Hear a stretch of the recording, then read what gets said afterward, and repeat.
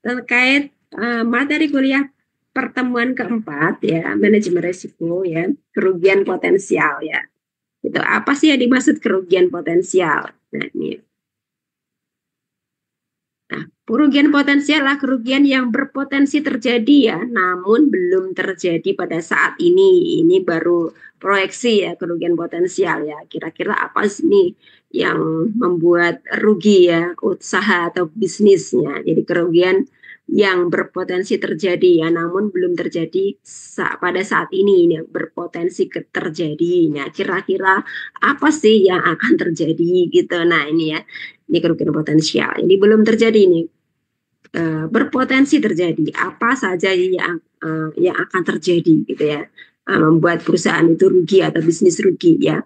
Kerugian ini dapat terjadi akibat berbagai faktor risiko dan nilainya dapat diestimasi atau diukur. Contohnya ya, kerugian akibat kecelakaan kerja seperti yang saya bicarakan tadi ya di jurnal tadi ya, kerugian akibat kecelakaan kerja atau kerugian finansial akibat fluktuasi pasar. Ya.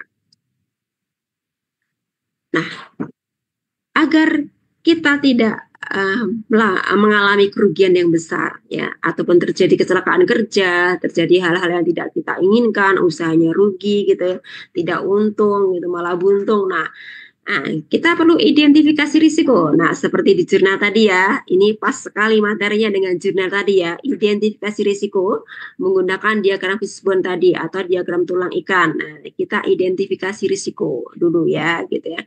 Apa saja sih yang berdampak terhadap kerugian suatu usaha. Nah, apa sih definisi identifikasi risiko ya? Identifikasi risiko adalah proses untuk mengenali dan mendokumentasikan ya potensi ancaman yang dapat memengaruhi tujuan organisasi ya. Seperti yang saya jelaskan tadi ya di jurnal tadi ya, diidentifikasi risiko menggunakan fishbone diagram atau diagram tulang ikan. Nah, itu ya. Ini teman-teman bisa download jurnalnya ya, bisa untuk belajar.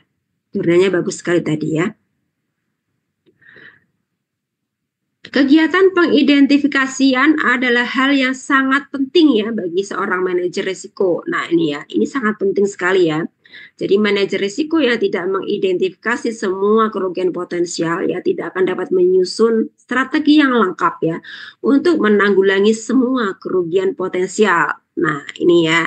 Nah, bagaimana caranya untuk mengidentifikasi ya? Seperti di jurnal tadi, dengan menggunakan fishbone diagram atau diagram tulang ikan. Itu adalah salah satu metode ya. Banyak metodenya, namun salah satu metode tadi menggunakan diagram tulang ikan atau fishbone diagram ya. Nah, kemudian tugas manajer risiko. Nah, ini kalau ada manajer risikonya ya ini tentunya perusahaan besar ya. Kalau UMKM atau usaha kecil ya nggak ada manajer risiko ya ownernya ya melakukan identifikasi risiko gitu. Ini karena perusahaan udah besar ya, ini contohnya ya perusahaan besar seperti BI gitu kan ada manajer risikonya sendiri ya kan ya Mbak Ristania. Halo Kak Ristania. Iya Bu. Ya ada manajer risikonya sendiri kan di BI.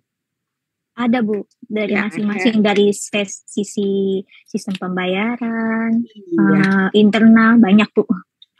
Ini karena perusahaannya udah besar gitu ya. Kalau perusahaan kecil ya baru merintis bisnis ya nggak usah pakai manajer risiko gitu ya. Ownernya sendiri yang melakukan identifikasi risiko atau pemilik usahanya sendiri.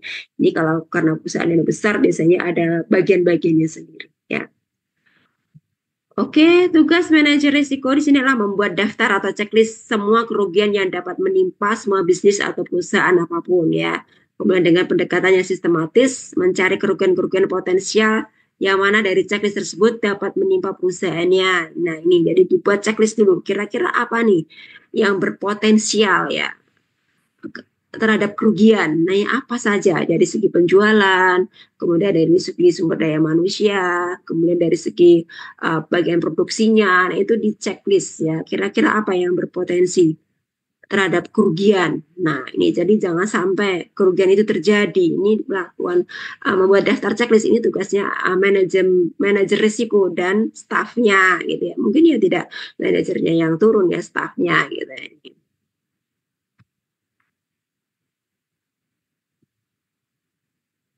Oke, kemudian manfaat daftar kerugian potensial. Nah, apa sih manfaatnya? Kenapa kita harus membuat daftar ya kerugian potensial ya bagi manajer risiko ya? Manfaatnya apa sih daftar kerugian potensial tersebut bagi manajer risiko? Nah, oke, Mbak Naswa bisa minta tolong dibacakan.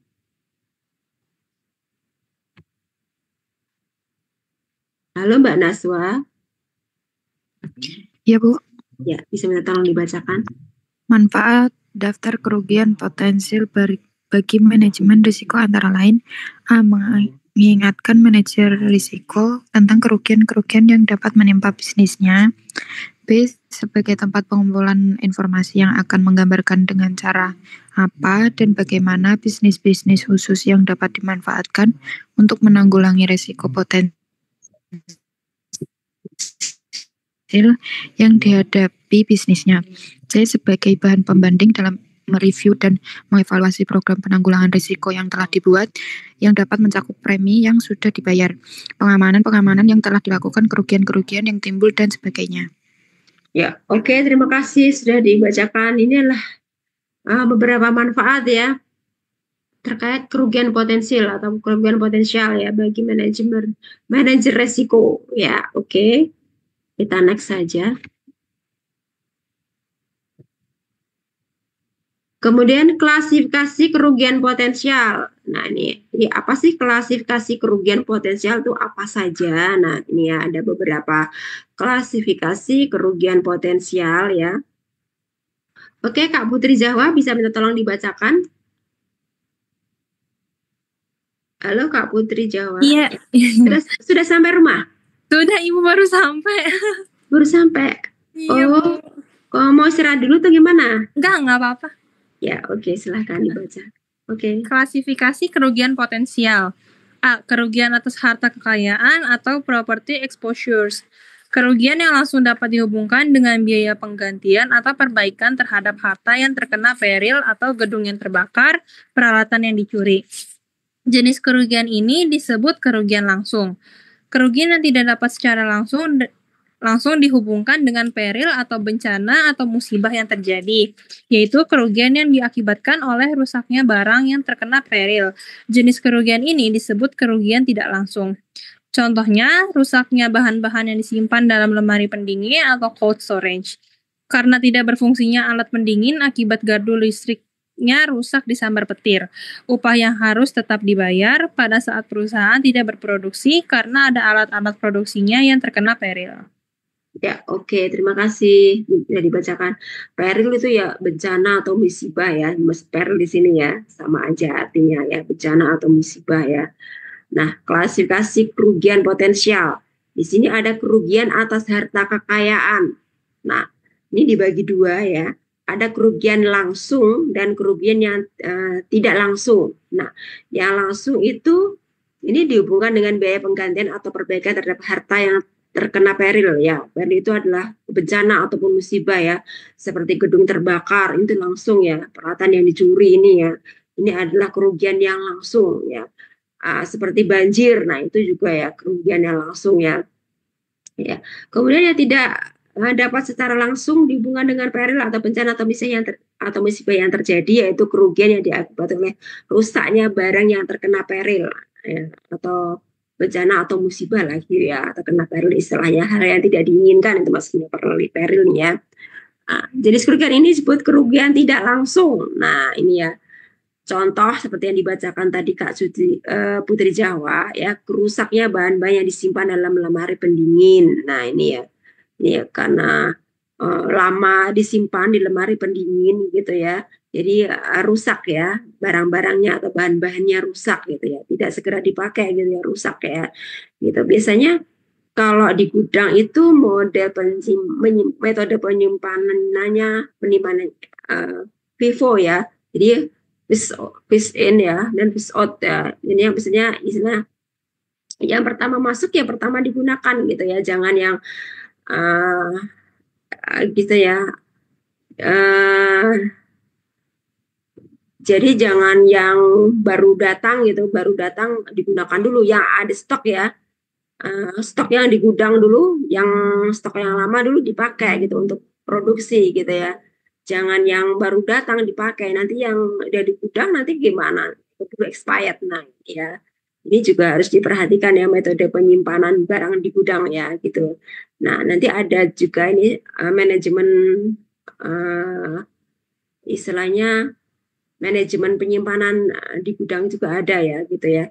Bagaimana caranya ya agar barang-barang yang di gudang itu awet gitu, tidak cepat rusak. Nah, ini ya, nanti ada juga ya ini ya caranya, strateginya bagaimana, nah gitu ya. Nah, ini adalah kerugian atas harta kekayaan.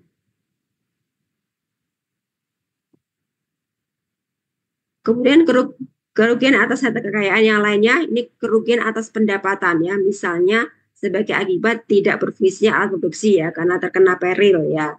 Ya ini adalah musibah atau bencana gitu ya.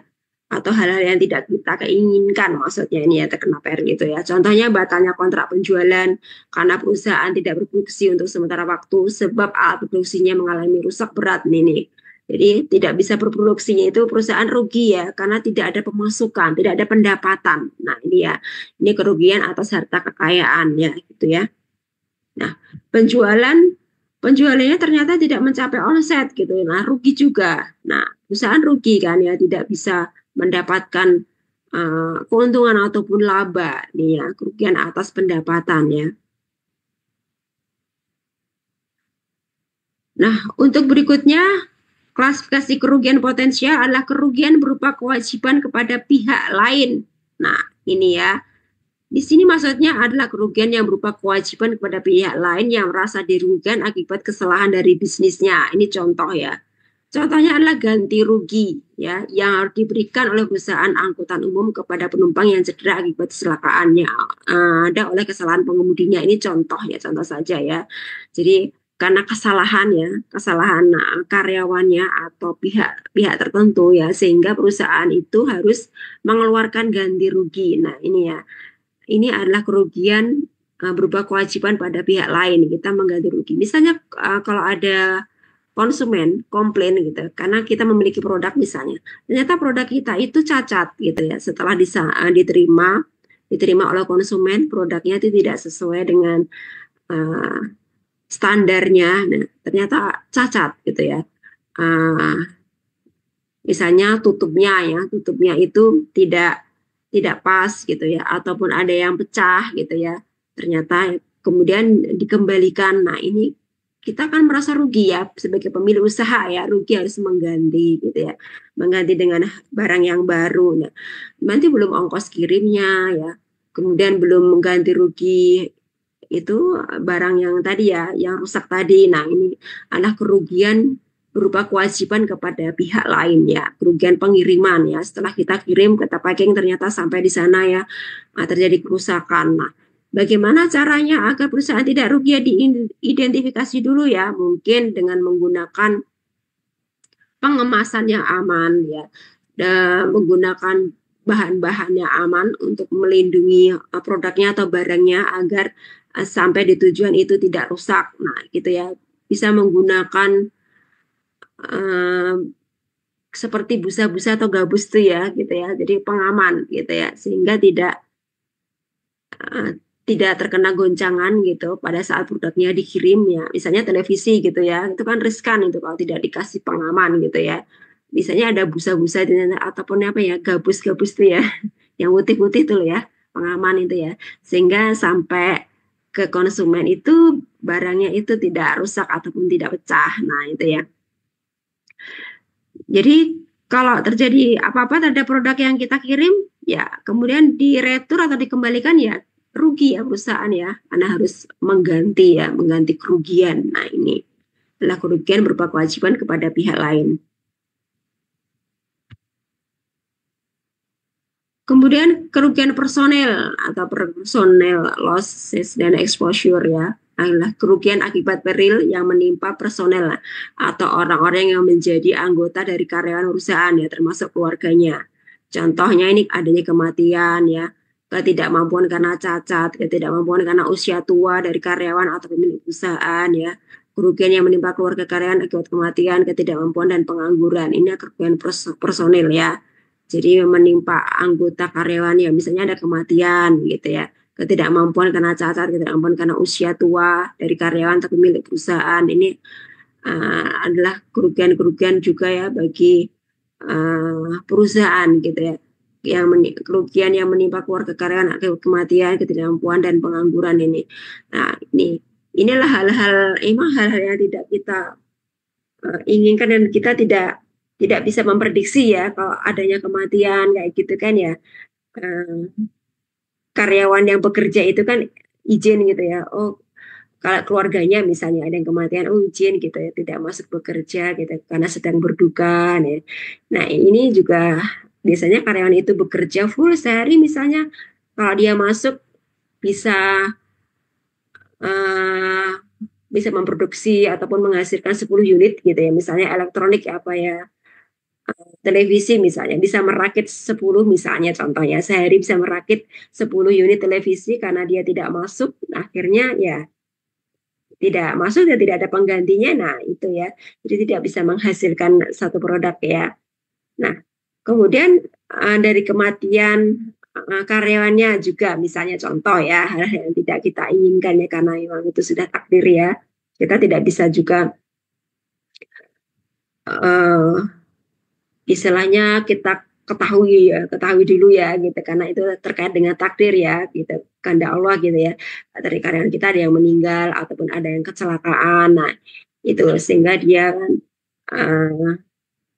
tidak bisa melakukan tugasnya ya, bekerja ya, karena sudah meninggal ataupun kecelakaan ya, beberapa hari misalnya kecelakaan, beberapa hari izin gitu, harus di rumah sakit. Nah belum, tidak ada penggantinya. Nah ini juga merupakan kerugian personel ya, kerugian yang kita tidak bisa mengidentifikasi ataupun tidak bisa, istilahnya tidak bisa kita tebak ya, tidak bisa direncanakan sebelumnya ya, karena ini musibah, terkait dengan musibah gitu ya, tidak bisa direncanakan ya sebelumnya ya. Namun itu bisa diidentifikasi ya teman-teman ya. Misalnya ini bagian sumber daya manusia. Oh misalnya jika terjadi sesuatu terhadap SDM-nya, personelnya, misalnya terjadi kematian atau kecelakaan kerja misalnya. Nah itu sudah disiapkan nanti penggantinya gitu ya, misalnya ya, dari sumber daya manusia ya. Oh nanti ada bagian-bagian tertentu gitu ya, yang harusnya dia hanya shift pagi ya, kemudian karena adanya satu personel atau rekannya yang mendapat musibah, nanti dia long shift ya, shift pagi dan shift siang. Nah nanti diberikan kompensasi uang lemburan gitu ya, nah, gitu ya teman-teman ya. Itu bisa diantisipasi ya jika terjadi hal-hal yang tidak diinginkan ya. Ini tidak bisa diprediksi sebelumnya ya kalau ini, karena ini musibah ya gitu ya. Nah itu bisa diidentifikasi itu tadi ya, dengan adanya pengganti ya, pengganti karyawan untuk melakukan pekerjaan tersebut ya, sehingga untuk target yang ditetapkan misalnya itu tidak sampai berkurang ya, masih bisa mencapai target di hari itu ya, misalnya satu orang itu 10 unit menyelesaikan pekerjaan ya, karena ada musibah tadi ya, karena digantikan ada penggantinya ya karyawan yang lain diminta lembur gitu, nanti dibayar lembur. Nah itu tidak akan mempengaruhi target ya, target tetap terpenuhi. Nah itu ya teman-teman ya, bisa diantisipasi ya jika hal ini nanti terjadi. Nah itu ya, diidentifikasi dulu permasalahannya ataupun resikonya. Oke, ini teman-teman yang bisa saya sampaikan terkait kerugian potensial gitu yang akan terjadi di suatu perusahaan atau menimpa usaha. Ini kurang lebih saja ya, sebetulnya banyak ya kerugian-kerugian potensial ya, yang berdampak ya terhadap usaha ya ataupun bisnis gitu ya. Namun saya sampaikan singkat saja ya teman-teman ya, karena terkait dengan waktu. Nanti untuk lengkapnya bisa membaca dari buku, nanti saya share bukunya ya, buku terkait kerugian potensial ya teman-teman ya. Dan ini nanti PPT-nya saya share ya, untuk dibaca-baca.